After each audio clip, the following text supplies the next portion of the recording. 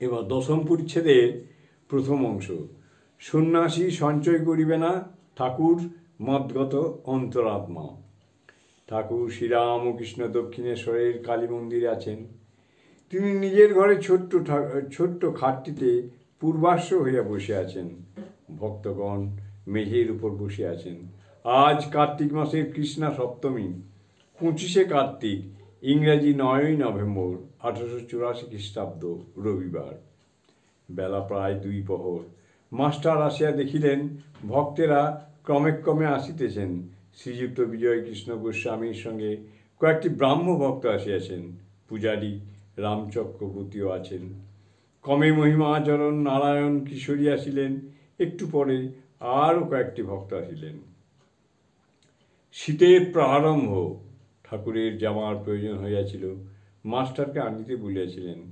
তিনি লং ক্লথের জামা ছাড়া একটি জিনের জামা নিয়েছিলেন, কিন্তু ঠাকুর জিনের জামা আনিতে বলেন নাই।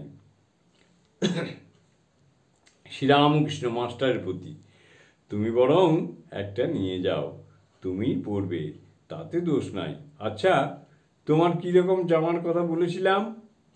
মাস্টার, আজ্ঞা, আপনি সাদাসিধে জামার কথা বলেছিলেন, জিনের জামা আনিতে বলেন নাই। শ্রীরামকৃষ্ণ, তবে জিনেরটাই ফিরিয়ে নিয়ে যাও।